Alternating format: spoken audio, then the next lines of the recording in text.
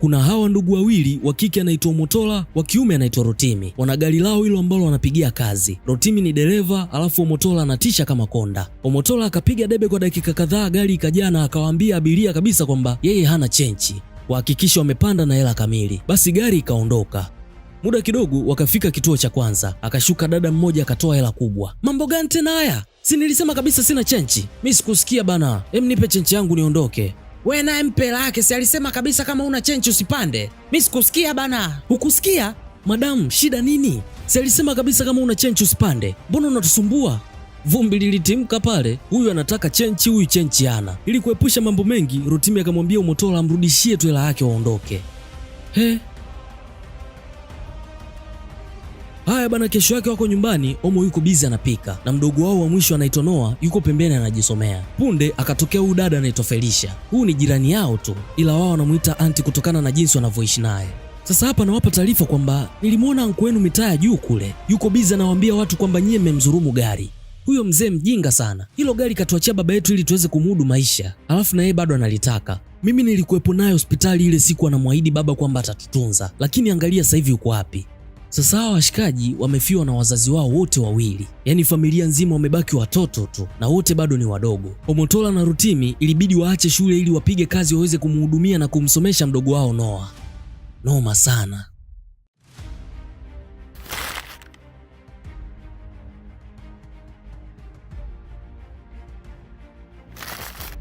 Mimi hapa ni storyteller wako naitwa Iskonka na hii hapa ni E7 Beats. Subscribe na utano notification bell ili uweze kujiunga na familia hii kubwa. Basi bana, Rotimi huwa kuna msichana mmoja anamzimikia sana. Sasa wakati anaenda kuchota maji akamuona, ikabidi arudi nyuma kwanza akajiweka vizuri, kisha akasogea mbele akamuita. Hawa wawili wamekuwa wakikutana mara kadha wa kadha, lakini msichana amegoma kabisa kusema jina lake anaitwa nani. Basi leo akamrahisishia kazi jamaa. Ukiotea herufi ya kwanza basi nitakwambia jina langu naitwa nani. Mchizi akataja herufi zote wapi, anakosea tu. Akakata tamaa kabisa, akasema ataotea tena siku nyingine. Kabla hajaondoka ndo kakamwambia sasa kwamba jina lake anaitwa Binta. Oh, Binta. Mida usiku huku nyumbani, Noah anaombea chakula. Wazee wao waliwakuza katika malezi ya dini sana. Rotimi akatoa pesa mfukoni akampatia Omo. Ya nini sasa hii? Ya vitabu vya Noah alivyoomba, English na Mathematics. Noah akashukuru. Rotimi anajitahidi sana kuhudumia familia yake. Kesho yake asubuhi, Rotimi akamwambia Omo akishamlipia vitabu Noah awahi mapema kituoni sababu hawezi kuwa dereva na konda kwa wakati mmoja. Omo akasema sawa. Ile mchizi anataka atoke, Omo akamrudisha asali kwanza. Rotimi akasali chapchapu, huyo akawahi mzigoni. Yaani imewabidi wabebe majukumu ya wazazi wao ili wahakikishe Noah hakosi chochote. Gari nayo ikiwagomea wanaichokonoa wenyewe, inawaka wanaingia mzigoni. Sasa mida baadaye, Rotimi anazunguka mtaani anakusanya watu. Wacha Binta naye atokee. Dereva inaenda wapi? Mchizi akaanza kujikuna kichwa. We si Rotimi? Ndiyo. We ndo dereva? Ndiyo, mimi ndo dereva. We si mdogo sana kuendesha gari? Ogai, muondoa gari tuondoke bana, acha story. Rotimi ikabidi amkatae Binta kwamba aendi hicho kituo anachokwenda yeye. Akachomoa gari akaondoka. Mida jioni huku mtaani kuna huyu mama akamuita Noah. Ndo alikuwa anatoka shule. We ndo Noah sio? Ndiyo. Afu naongea na wewe unaweka mikono kiunoni. We ndo ulimpiga mwanangu? Ndiyo. Unaitikia kabisa. Kwa nini ulimpiga? Alikichora kitabu changu. Alichora kitabu chako. Haya, nilikutuma umpige.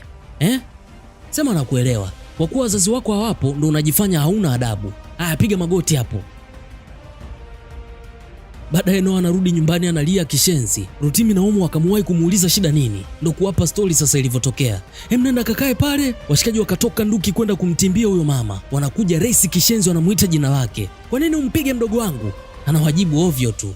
Omo akavuta fimbo ajampiga nayo ikaponyoka. Wakamshusha chini, walimweka makofi mengi, wakamtelekeza hapo kisha wakasepa zao. Wakarudi nyumbani na bashasha kubwa wamemkomesha. Washikaji wako radhi kufanya chochote kwa ajili ya mdogo wao. Basi bana, siku nyingine Rotimi anatembea mtaani, kwa mbele akamuona Binta. Akabadili uelekeo chapchap. Kumbe Binta ashamuona bana. Akamuita Rotimi. Mshikaji kugeuka sasa. Unanikwepa au? Hapana bana. Kwa nini nikukwepe? Sikukuona tu ndo maana. Au kwa sababu nimejua wewe ni dereva wa daladala? Hapana, wala sio hivyo. Kwanza nilitaka kukuambia lakini nikaona tujuane kwanza. Lakini unajua mimi waga sijali kuhusu vitu kama hivyo. Wote tunapitia magumu, kwa hiyo naelewa. Kweli haikusumbui? Hiyo wala hakuna shida. Hata hivyo unaenda wapi? Natembea tembea tu kwa sababu huwa tunafunga hesabu mapema sana siku za Jumamosi. Mnafunga? Ndiyo, mimi na dada yangu Motola ndo konda wangu. Dada yako ni konda wako? Ndiyo. Oh, wow. Ya, utampenda, ni mtu poa sana. Basi sawa. Washikaji wakaanza kutembea pamoja.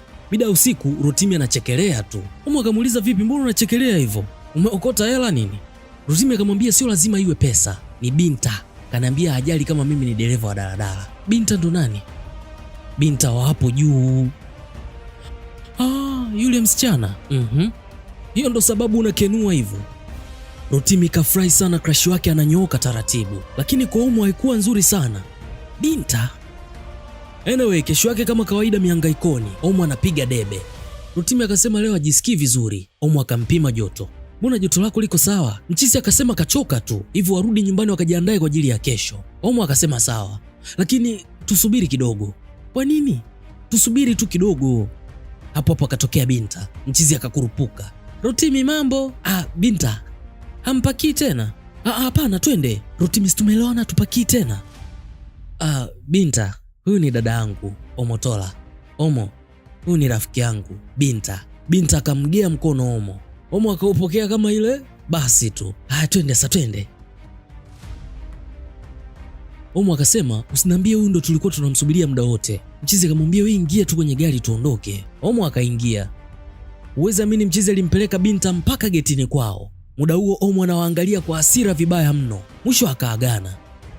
Kwa hiyo kwa sababu ya mwanamke hatufanyi kazi leo, na ukutaka hata kubeba abiria wengine wakati tunakuja hapa. Mimi sikujua kama ni mbali kiasi hiki, ila twende tu, hakuna namna. Wakaondoka pale. Wiki moja ikapita, washikaji wanamaliza kazi mapema tu kwa sababu Rotimi anakuwa anadai kuna kitu muhimu anaenda kufanya, na leo hii anaondoka tena. Omo akambana aseme ni kitu gani hicho muhimu kuliko kazi ambacho anaenda kukifanya kila siku. Rotimi akagoma kusema, akaondoka. Sasa mida ya baadaye, Omo anafua nguo za ndugu zake hapa nje. Aunti Felicia akatokea akamwomba amfuatie mafuta ya kula, yamemuishia. Omo akatoka kwenda kufuata mafuta. Sasa kumbe Rotimi huwa anafunga hesabu mapema kuja kukutana na Binta bana. Wanatembea wanakula stori nyingi. Leo hii Omo akawafuma. Rotimi. Binta akamsalimia Omo, lakini Omo hakujibu. Akapita pembeni akasepa. Kwani jamani kuna shida? Mchizi akamtuliza tu kwamba hakuna shida. Muda mwingine waga anakuwa hivyo tu. Basi ikabidi waachane pale ili Rotimi arudi nyumbani. Huku Omo akayafikisha mafuta kajaa jazba za kutosha. Ile Rotimi anafika tu, Omo akauwasha moto. Kwa hiyo huyo msichana ndo ametufanya sisi tu tunamaliza kazi mapema kila siku, si ndio? Wewe fuata ishu zako bana. Hivi Rotimi una akili kweli? Una shida gani wewe? Felicia akatokea. Jamani kinaendelea nini hapa? Muda huo Omo analalamika kishenzi. Yaani tunamaliza kazi mapema kwa sababu ya msichana? Rotimi naye aongei chochote zaidi ya nitakupiga ujue. Felicia akawaachanisha, Rotimi akaenda ndani. Kupiga kelele haitasaidia. Wewe tulia, alafu tulijadili ili swala kama watu wazima. Baadaye Felicia akawaweka kikao kumaliza ili swala. Mchizi anasema kila siku tunafanya kazi asubuhi mpaka jioni, na huwa tunafunga hesabu mida ya saa 12 jioni. Eti yeye hataki? Ndiyo sitaki, sababu hiyo ndo mida ambayo tunapataga pesa nyingi. Sijakuuliza wewe Omo. Anti, siwezi kufanya kazi usiku kila siku, lakini unaweza kufunga hesabu mapema kwa sababu ya msichana. Lakini ni bora huo unaenda kumuona mchana mida ambao hakuna wateja. Binta huwa anaenda shule, hivyo anapatikana jioni tu. Basi msahau. Yaani ni msahau. Hivyo unajiona nani wewe? Najiona nani? Yaani najiona nani? Omo akaondoka eneo la tukio. Anti akamchapa somo Rotimi kwamba sio vizuri kugombana na dada yake hivyo, lakini pia anaelewa kwamba anampenda Binta na anatamani kuonana naye kila siku, ila na yeye pia anahitajika kazini. Hivyo basi awe anaenda kumuona weekend, siku ambazo hawaendi kazini, maana akiendelea kuonana naye kila siku atamzoea, alafu atamchukulia poa. Rotimi akamuelewa anti yake. Huku Omo akaenda paka kwa akina Binta. Alivyotokeza tu kwenye geti hivi, Omo akamvuta, akamchimba mikwara mingi mno asimuone tena na kaka yake, kisha akasepa. Kesho yake Rotimi ndo akampa mkanda mzima wa maisha yao Binta, kwamba wazee wao walipofariki waliwaachia hilo gari tu, na kwa bahati mchizi ndo alikuwa anatimiza miaka 18, hivyo akapewa leseni ndo akaanza kuendesha lile gari. Na dada yake Omo ilibidi aache shule ili aje kumsaidia kama konda, maana asingeweza kufanya vyote peke yake. Kwa nini hukuniambia yote haya?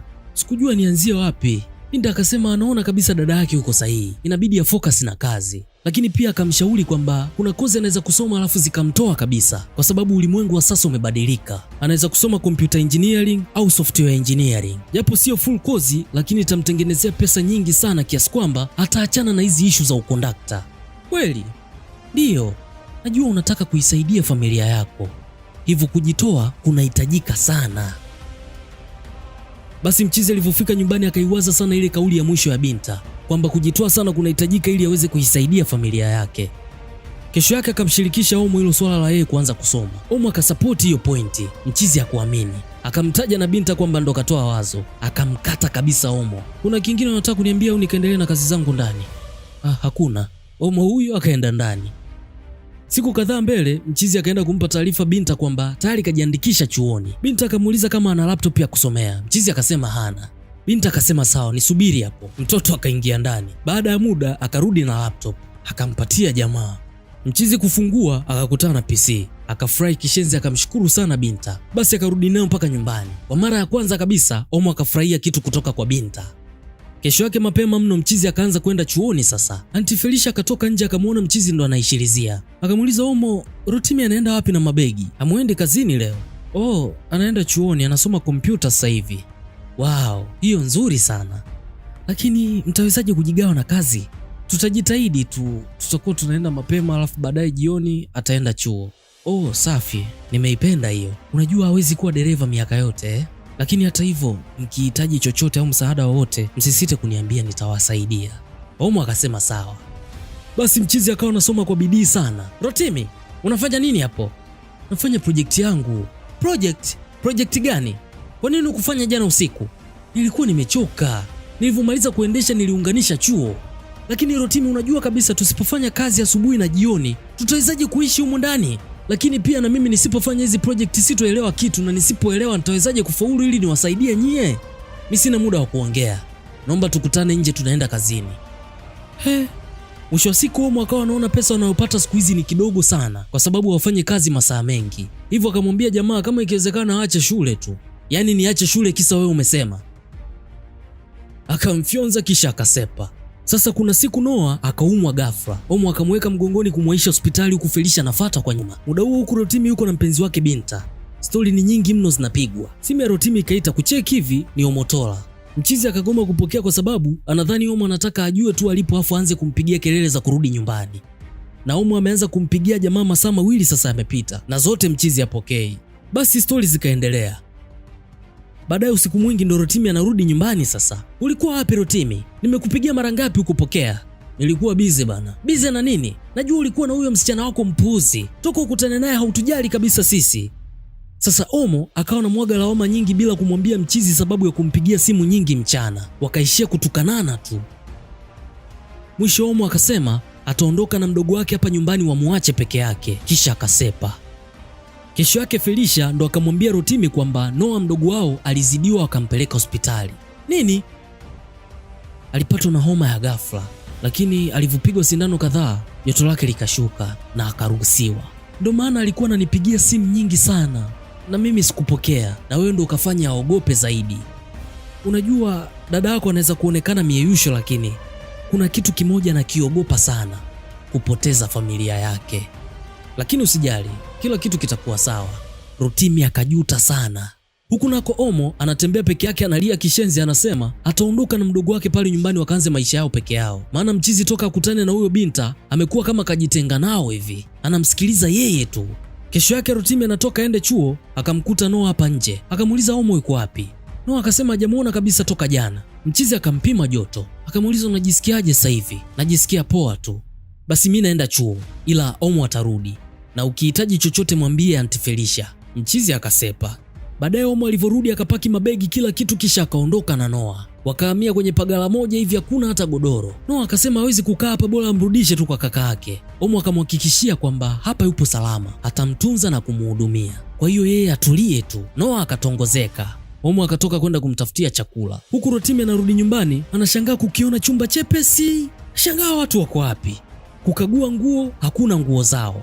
Akajua tu hao watakuwa wameondoka. Akapiga simu nyingi mno haziokotwi. Basi akatoka nje kwenda kumuuliza Felicia, akina Omotola wako wapi? Felicia naye ajui. Piga simu ya Omo lakini haipatikani. Rotimi ndo akazidi kuchanganyikiwa. Ikabidi atoke kwenda kuwatafuta. Huku washikaji maisha ndo yameanza, wanalala chini. Niliuliza kila mtu jana na kuna mama mmoja hapo juu ndo kaniambia aliwaona wanaondoka na mabegi. Lakini kwa nini afanye hivyo? Rotimi akapata idea.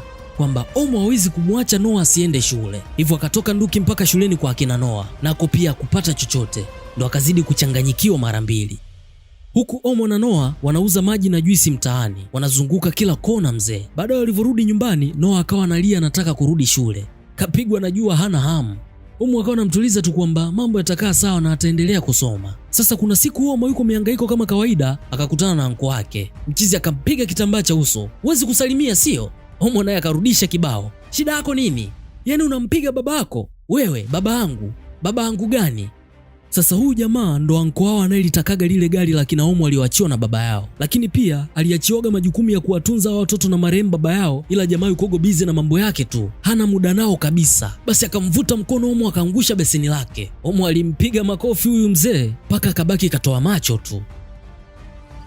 Akajitetea akasema yeye hawezi kupiga wanawake, ila anaenda kwa kaka yake kumuonesha kazi, kisha akaondoka. Omo akajaribu kumpigia Rotimi mara kadhaa ili amjuze kuhusu jamaa kwamba anakuja huko, lakini hakumpata. Na kweli mzee anko akamtimbia Rotimi kazini, akaanza kumnyang'anya funguo za gari. Kabla hajamkopua, washikaji wa pale kijiweni wakatokea kumsaidia Rotimi. Walianza kumpiga huyu mzee, analeta wizi kijiweni. Punde akatokea Omo na Noah, wakamkombatia jamaa. Uko sawa kweli? Ya, niko poa, usijali. Basi wakarudi wote nyumbani. Mshikaji akamwomba msamaha Umotola, kisha akasema ataacha kwenda chuo, lakini pia hataongea tena na Binta, anataka kufocus na familia yake tu. Omo akasema sawa, nimewamisi sana, tulikumisi pia, na sisi hatukutakiwa kuondoka, sisi bado ni familia. Wakapata kumbato la kizungu. Felicia naye akamlalamikia sana Omo kwa maamuzi aliyoyafanya, akamsisitiza asije kufanya makosa kama hayo tena. Basi washikaji wakaendelea na maisha yao kama kawaida, wanapiga debe na nini. Kuna siku Omo akampigia Binta na akamwomba msamaha kwa yote aliyotokeaga hapo katikati, na akamwombea nafasi nyingine kaka yake, maana jamaa aliyavunja kabisa mahusiano. Kabla hata Binta hajajibu chochote, Omo akakata simu. Mida usiku, Omo akamshauri Rotimi kwamba badala ya kuacha shule kabisa, ni bora akaulizie chuoni kama kuna vipindi vya weekend tu. Oh, ila kweli. Alafu sikuulizaga hata kama wanavyo, mimi nilichukuaga hivyo hivyo walivyonipangia. Basi tukipata vitu vitaenda poa. Mchizi akafurahi sana. Pia Omo akamwambia kwamba aliongea na Binta na anaonesha kumjali sana jamaa. Rotimi akafurahi mara mbili, walau dada yake kamkubalia wifi. Sasa mchizi akaenda chuo na akaambiwa kwamba hakuna vipindi vya weekend, ila kuna vya mchana tu, vinaanza saa 4 asubuhi na vinaisha saa 8 mchana. Binta akawa anahofia itakuwa ngumu kwake. Mchizi akasema wala hakuna tatizo, sababu huo tunapiga mzigo asubuhi sana na mida ya jioni. Basi wote wakalipitisha hilo wazo. Hivyo mishale ya saa 8 Omo akawa anaanza kupiga debe ili Rotimi akifika ni kuwasha gari na kuondoka. Na kweli mzee mchizi akawa anajitahidi sana kuwahi. Miezi 9 ikapita. Kuna project mchizi alikuwa anaifanya mpaka ana sweat yani. Omo akawa anampepea ili endelee kufanya kazi kwa bidii. Kesho yake akaitwa ofisini na lecture akamwambia yeye na timu yake wanatafuta vijana wadogo wenye uwezo mkubwa kwenye coding. Kwa hiyo baada ya kuongea na mwalimu wako akakutaja wewe na wengine wengi. Hivyo tutawapitisha kwenye mchujo, alafu tutawachagua 3 bora, kisha tutawapa kazi ya kutengeneza app. Rotimi akashukuru sana. Wiki moja mbele wakawapata washindi 2, Rotimi na mshikaji mwingine tu. Wamewachukua 2 badala ya 3 sababu hao jamaa walionyesha uwezo wa hali ya juu zaidi, hivyo kukawa hakuna haja ya kuwa 3. Mchizi akawapa kazi sasa kutengeneza software ya kampuni fulani hivi kutoka nchi za nje huko, na wakiweza kufanya hivyo watalipwa kila mmoja $5,000 sawa na milioni 12.5 kwa pesa za Tanzania, lakini pia watakuwa nalipwa mshahara wa $1,500 kila mwezi sawa na milioni 3.7 kwa huku kwetu. Washikaji wakafurahi sana. Miezi 3 mbele project ya washikaji ikakubaliwa, wakalipwa dola za Kimarekani 5,000. Omo alifurahi sana baada ya kupewa zile taarifa. Basi maisha yao yakabadilika kutokea hapo, wakawa wanakula pamba kali na nini, na siku kadhaa mbele Rotimi akapanga apartment kali sana.